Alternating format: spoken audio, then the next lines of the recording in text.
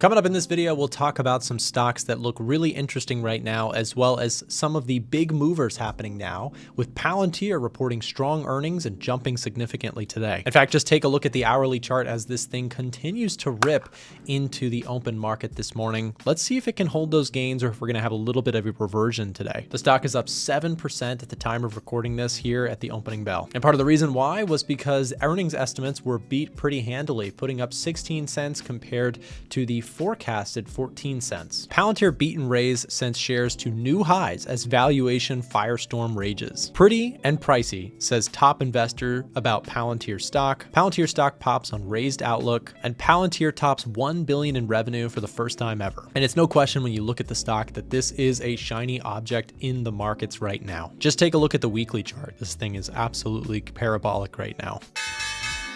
So the question is Palantir a buy? Well, I know that the easy answer for a lot of people is to cite valuation looks extended. And I'm going to fall into that camp because the trailing 12-month PE, the forward PE, the price to sales, I mean, all of these statistics look really expensive. But expensive does not necessarily mean that the stock has to go down, right? Things can remain expensive for quite some time.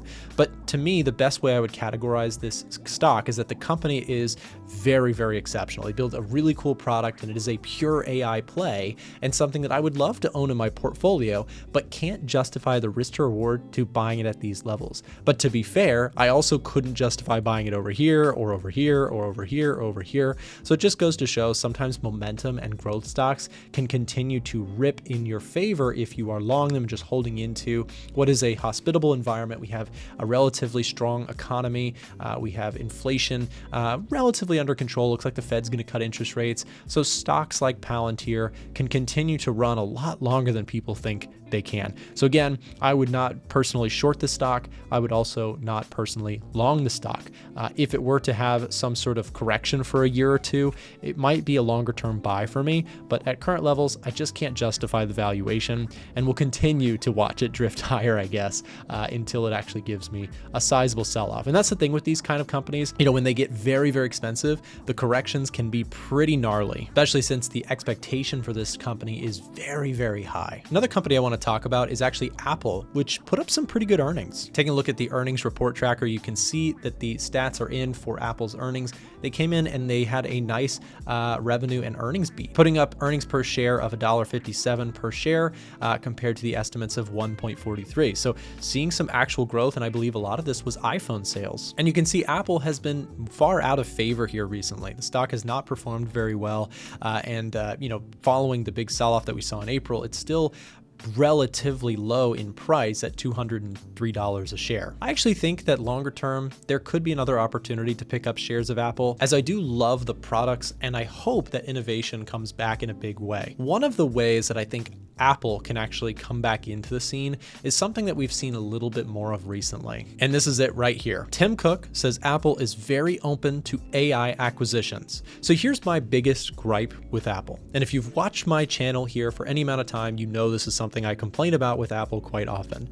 My complaint with Apple is the lack of innovation. They just are constantly tweaking their prices and just selling the same product over and over, the Apple iPhone, without any sort of substantial innovation compared to peers in recent years. This is one of the most, heavily funded companies in the world. They have so much money, and to see them fall behind in AI is very disappointing, especially for people who, like myself, love the company, love the stock, and want to see it succeed. But this could be the avenue that I think changes the game for Apple.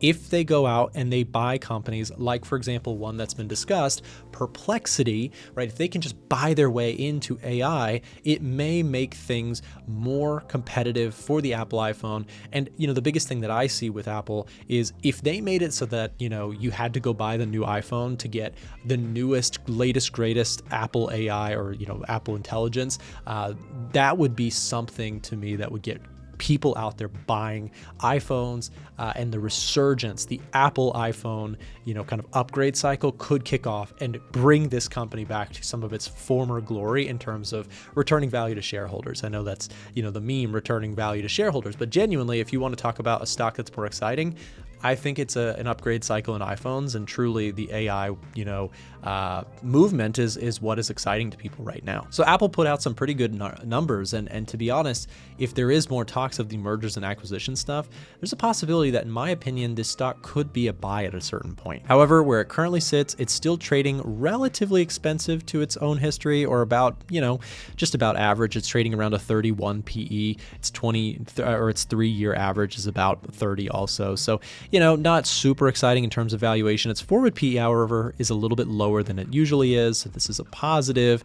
If price to sales looks relatively attractive, revenue growth upticked a little bit here, earnings growth as well, and margins remain pretty strong. Another stock that's been interesting and a hype stock that has really pulled back is Coinbase. Coinbase, of course, a prominent leader in the crypto space and probably the most well-known in terms of crypto equities, dropped to 30% here recently. And perhaps not surprisingly, as this coincides with a pullback in Bitcoin here a little bit, Coinbase is in some ways very interestingly almost like a leveraged play on the actual price of Bitcoin. When Bitcoin goes up, Coinbase typically goes up quite a bit, and vice versa. When Bitcoin goes down, Coinbase can really drop hard. You can see while Bitcoin has had around a 9% max drawdown here from the previous high, Coinbase has gotten hit much harder than that. And here's a look at one of my other favorite stocks, Hood, which also benefits in the crypto space as well as just is putting up some incredible growth here recently. Recently, Hood's earnings came in and smashed expectations,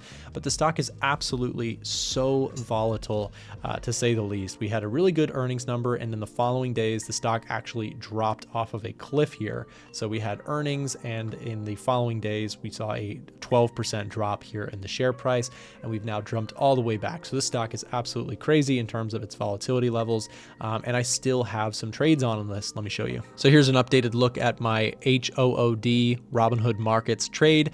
So I do have 600 shares long on Robinhood, which I'm sitting on a gain of 163%. Absolutely incredible. The challenge, however, is I also have some short call positions that have been a challenge, to say the least. I sold the August 15th $95 strike calls, so these calls are currently in the money. What that means is that if at expiration date or anytime before then, the person who bought these calls decides that they would like to go ahead and exercise their option, it would mean that I have to sell the shares at $95 per share. So I am locked in. I have a max potential gain right now, somewhere around $36,600, which is a phenomenal return. This was probably my best stock pick of the year. And so I am actually looking for an opportunity, if we get any sort of downside move here, to yet again, I think this is the third time that I'll be doing this, roll my calls out in expiration date, and if I can get a credit for it, roll them up in strike price. So I am trying to do a little bit of an up and out roll when it comes to the calls that I've sold. Essentially, this trade has kind of gone south for me. I'm down $2,600 at this time. But with only a little bit of time remaining, 10 days left on the calls, they are losing some value due to theta decay. So I'm going to keep an eye on this one. But if we keep breaking through the highs, there is the possibility that I get called away from my shares, which would be a little sad. I don't want to see them go. I bought them for $40.21. But again, this is the price you pay sometimes when you try and, sell options. Now, most of the time, I do really well with selling options. Every once in a while, I get in trouble. And in this case, I'm not in trouble per se. I'm not losing a bunch of money, but I would potentially have to sell shares of a stock that I really, would rather keep in my portfolio. But I also understand that, this stock has had a really phenomenal run, and I wouldn't hate the idea of taking a profit either, which is why I sold the calls in the first place. And here's an updated view of PayPal, which I sold calls on, took profits on the calls, and I'm now still sitting in my position.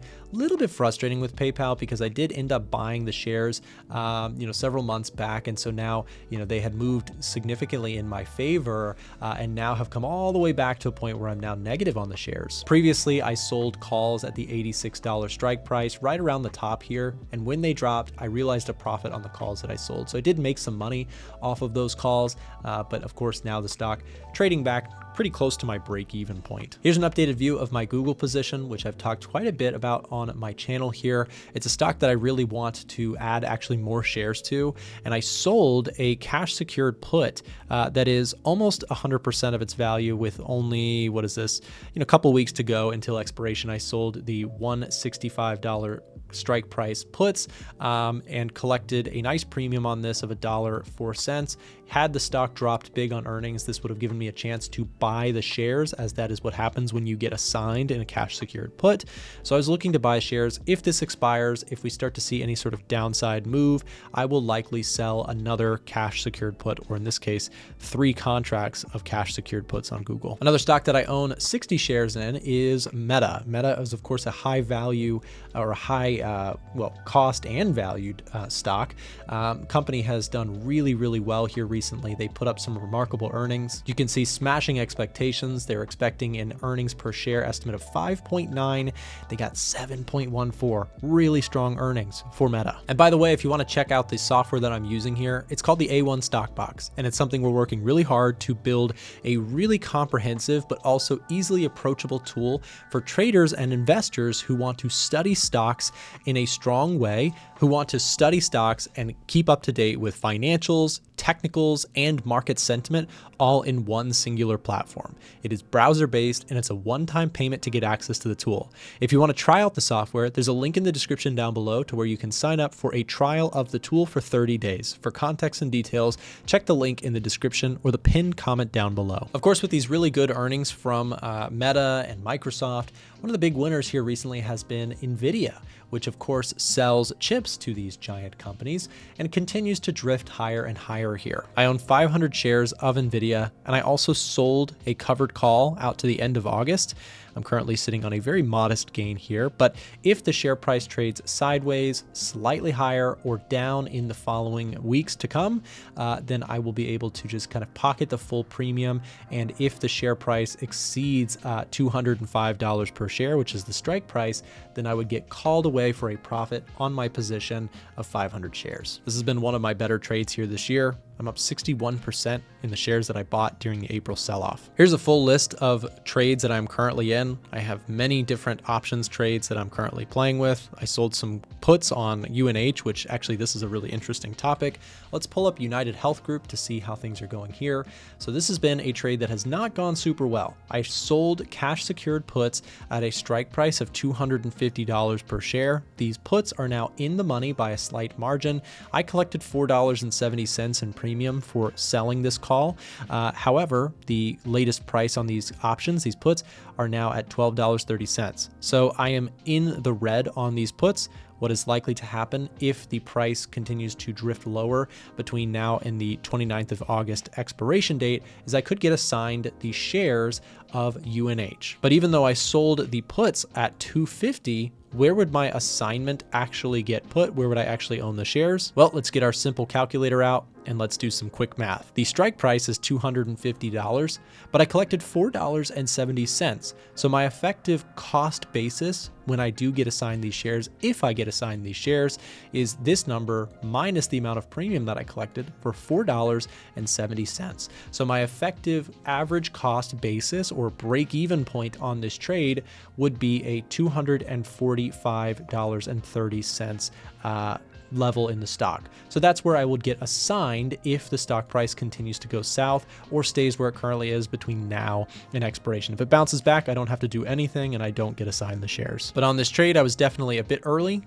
and still just working with it, but also happy to get assigned the shares, as I think United Health Group is actually a bargain at these levels. In terms of its trend score, it's clearly in a downtrend. However, we're also getting an overextension score of +1, which nullifies this slightly. And for those of you who are Stockbox fans, this will eventually have the total score summary right here, but it is still currently in development. Our scoring is heavily under construction at this time. But looking at some of the individual financials, the trailing 12-month PE ratio looks very attractive relative to its 3-year average history. The forward PE, same thing, looks attractive relative to its history and to its industry. You can see we're comparing the industry average of a United Health and also the 3-year average history of the stock. So this is how we kind of score and determine if a stock looks attractive or not. Some of these numbers are still, like I said, very much under construction. We're in testing/beta mode. You can see we're getting some really weird numbers here. So ignore that, but these numbers are pretty accurate. So looking overall, like the valuation of the stock is very, very low compared to historical average as well as to the industry. And while profit margins have dipped a little bit, they're still not in terrible levels, and the stock is, or the company is still very profitable. Definitely a very different story though to be buying a stock like this as opposed to a Palantir or a Meta or an Nvidia, which is doing really well. This company is under a lot of pressure, and we would call this more of a value buy rather than a momentum or growth buy for sure. Remember that if you want to try out the stock box, there's a link in the description down below, or if you want to get access to the tool for 45% off, send us a direct message. Use the first link in the description down below and let us know you were watching today's video, and we'll give you the biggest discount that we offer all year long in the tool for a limited time. Take advantage of that first link, like I said, in the description below. Thanks for watching.